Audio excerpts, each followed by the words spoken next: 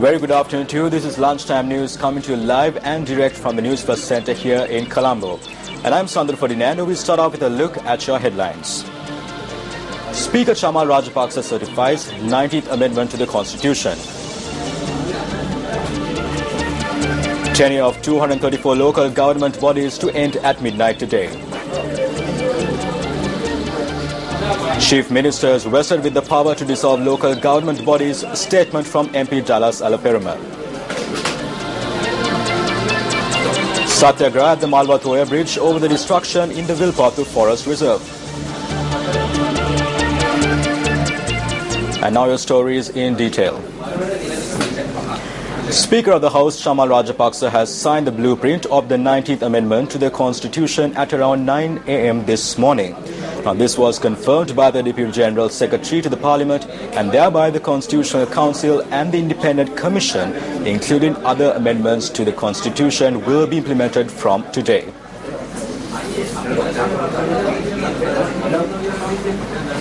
The terms of 234 local government bodies will end at midnight today. Secretary to the Ministry of Public Administration, Provincial Councils and Local Government J. Dadalage said that the tenure of these local government bodies came to an end on the 31st of March and the President extended the tenure until today. He added that the democration process for the local government elections are nearing completion and the gazette in this regard will be issued in a month. When the term of these local government authorities end at midnight today, the powers of these bodies will be vested upon the commissioners and secretaries of these local government authorities, and they will be appointed as special commissioners. In urban councils and municipal councils, power will be vested upon the municipal commissioner, while in Pradesh Sabhas, power will be vested upon the secretary. Until the next election is held, it will be he who will control the particular local government body. To monitor them at provincial level, provincial commissioners will be deployed, while at district level, assistant provincial commissioners will be deployed. The next elections will be held most probably under the proportional representation system. The committee appointed to demarcate boundaries for these divisions is due to present their report to President Maithripala Sirisena shortly.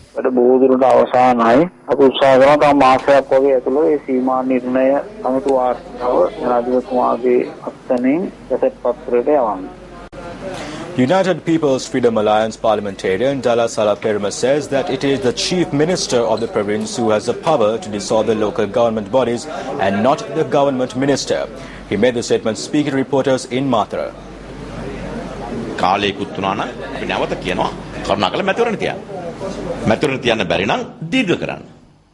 If the tenure is over, we request for elections. If elections cannot be called for, extend the tenure of those bodies. However, the government has selected the process that is not favoured by the masses.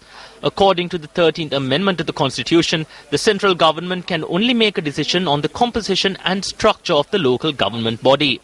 Therefore, I request the chief ministers of all 9 provinces in the country to execute the powers that have been vested upon them by the Constitution. Do not rent these powers to the subject minister of the government. Me idea madhyama aanduwe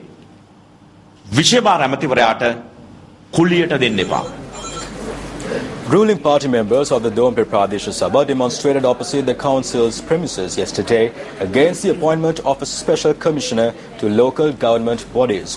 The demonstrating Pradesh Sabha member says that the local government authorities of which the tenure has expired need to be dissolved and election needs to be called for.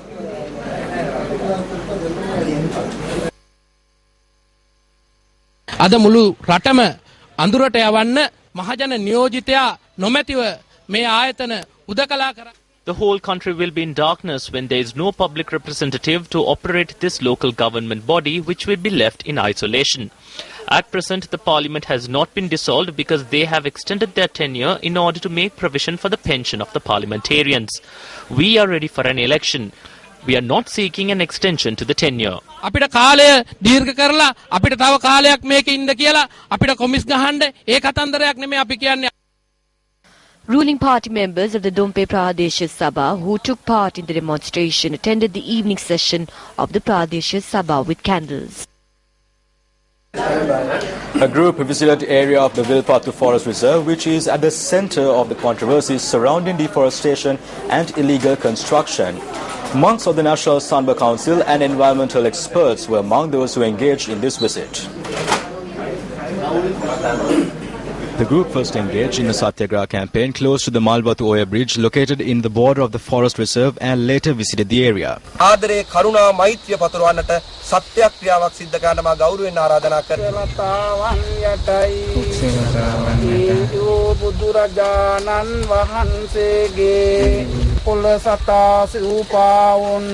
Steps were taken to plant tree saplings in area where illegal construction had taken place aimed at protecting the Wilpattu Forest Reserve.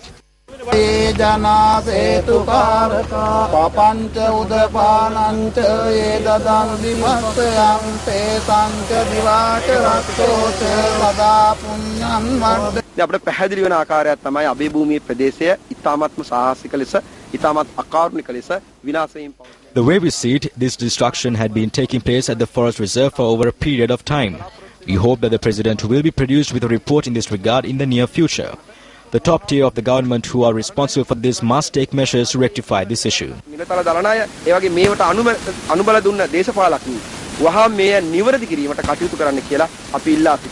According to our correspondent, another group had obstructed this group upon their return while the police intervened to control the situation.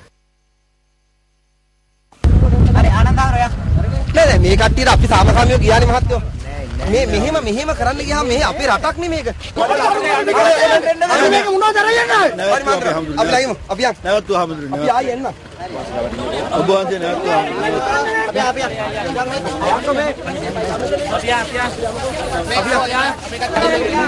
ආයෙ බයින් වෙන්නේ. ආයෙ බයින් දෙන්නේ නෑ නවත්තනවා. ඒකට කාලාවක නීති අනුකූලව මෙහෙම මේ විදිහට ක්‍රියාමාර්ග ගැනීම පිළිබඳව අපිට කිසි ප්‍රශ්නයක් නෑ. ඔබතුමාලා අපිත් එක්ක ගමනාපයක් තිබුණා.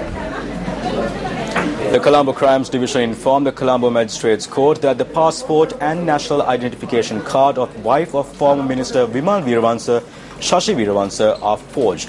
CCD officers noted that the report has been directed to the Attorney General for the future course of action.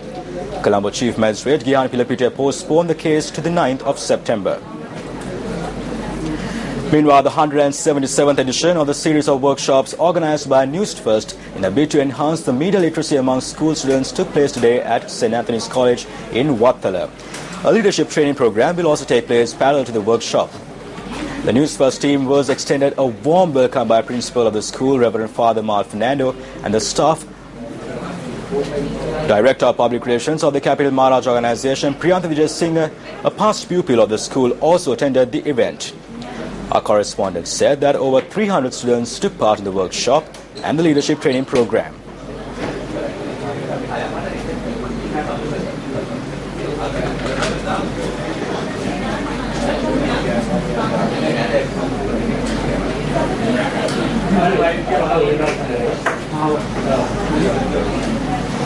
Meanwhile, the Department of Meteorology says that under the influence of the Intertropical Convergence Zone, the possibility for rain and lightning activities over the country still persists. They added that showers or thunder showers will occur at most parts of the island during the afternoon and night. Top Irrigation says that spill gates of 28 main reservoirs have been opened as a result of the incessant rains. Director of the Water Management Unit of the Irrigation Department, Janaki Migas Thanna, said that sluice gates of reservoirs in 6 districts have been opened. Specially, spill gates will be opened in Polonnaruwa, Hambantota, Mannarama, Kurunegala and Badula districts. Thereby, the spill gates of the tanks Rajangane and Nachaduwa in Anuradhapura district has been opened, while Ambakulawava, Daduroya of Kurunegala district and Wattalugoda reservoirs in the Putlam district, Tabowava and Parakram Samudra and Minnera reservoirs in the Polonnaruwa district, Veheragala and Lunugambhera in Hambantota district are open.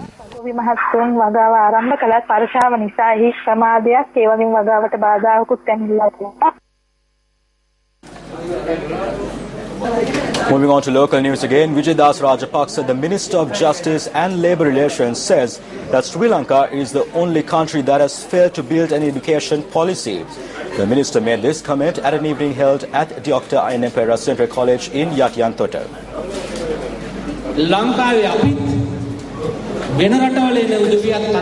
When we speak with foreign nationals, they can understand the level of education in Sri Lanka. We have never been a nation that is second to anyone. However, there is an issue with the present education system today.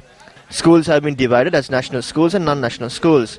Non-national schools have been termed as provincial council schools. The governments have failed to provide these students with an education level with a standard. This has become a mess. There needs to be a proper process and a national education policy. It's been 60 years since we gained independence, and yet we have failed to build an education policy. We are the only nation that has failed to do so. The new technical laboratory of Dr. N. M. Pereira National School was declared open by Vijayadas Rajapaksa, the Minister of Justice and Labour Relations. The Ranbhoomi Rally Unity organised by the MTV Embassy Networks, Newsfirst, the Colombo Port City and the National Youth Services Council is scheduled to reach Batticaloa after passing Trincomalee and Valachela today. The rally has already commenced its journey towards Batticaloa subsequent to a ceremony in Trincomalee this morning.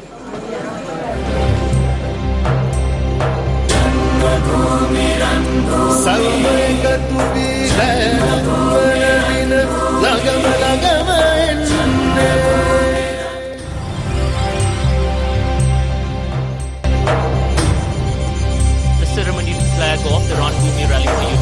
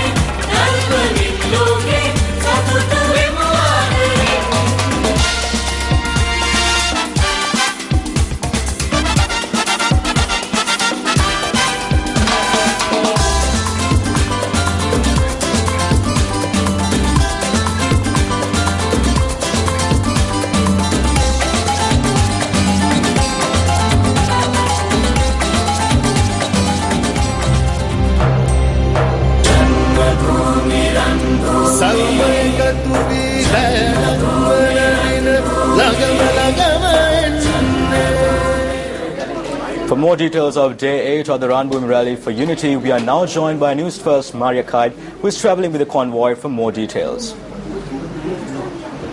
With the largest natural harbour of Sri Lanka located in this district, we are now departing from Trincomalee, where the Ranbhoomi Rally for Unity, which is jointly organised by the MTV MBC Networks, Newsfirst, National Youth Services Council and the Colombo Port City, commenced its Day 8 journey in Trincomalee at 9 a.m. As you can see behind me is a special convoy where the special brick with the name bearing Trincomalee is placed and is currently en route to Valachela. So stay with News First as we bring you the latest details of this 40 days journey across the country as and when it happens. For the News First team, I'm Maria Kaid for the Ranbhoomi Rally for Unity.